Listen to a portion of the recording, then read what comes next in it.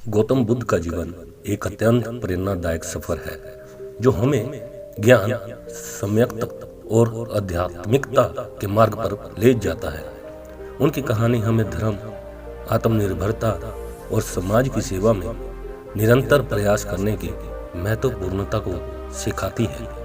चलिए हम गौतम बुद्ध के जीवन का ये अद्वितीय सफर जानते हैं। गौतम बुद्ध का जन्म लुम्बिनी नामक नेपाल में हुआ था। उनके पिता का नाम शुद्धोदन था और माता का नाम माया था। उनके जन्म के समय एक पूर्वानुमान में कहा गया था कि वह या तो एक महान राजा बनेंगे या एक महान संत। उनका बचपन राजकुमार के रूप में बहुत आरामदायक था, लेकिन उन्हें जीवन के अर्थ की खोज में संघर्ष का सामना करना पड़ा।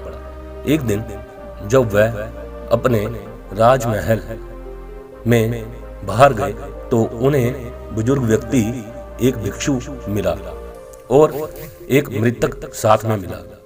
ये अनदेखी घटनाएं गौतम को मृत्यु और दुख के वास्तविकता का सामना कराने के लिए उत्तेजित करती थी। गौतम ने बचपन से ही ध्यान और ध्यान के लिए आवाज का आदान प्रदान किया।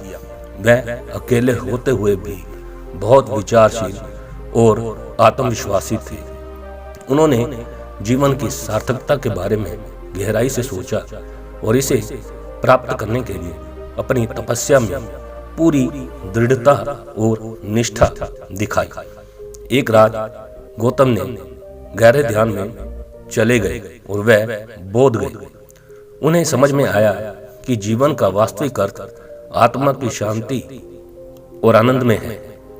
इस अनुभव के बाद उन्होंने संज्ञा और समाधि की खोज में जीवन गुजारा और इस अद्वितीय अनुभव को प्राप्त किया। गौतम बुद्ध के बोध के बाद उन्होंने अपने उपदेशों को लोगों तक पहुंचाने का कार्य शुरू किया। उन्होंने धर्म की महानता की प्रशंसा की और लोगों को सम्यक्त करना और शांति के मार्ग पर चलने की प्रेरणा दी।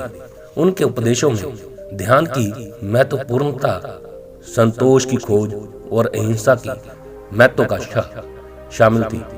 उन्होंने लोगों को धर्म के माध्यम से सच्ची खुशियों का अनुभव कराया और उन्हें अपने आत्मा की ओर देखने की प्रेरणा दी। गौतम बुद्ध ने अपने जीवन को समर्पित किया धर्म के प्रचार में और उनके उपदेश आज भी लोगों के दिलों में जीवित है। उन्होंने न केवल भारतीय समाज में बल्कि पूरे विश्व में धर्म की महत्वपूर्णता को स्थापित किया। उनकी कहानी हमें जीवन के अर्थ और महत्व को समझने के लिए प्रेरित करती है।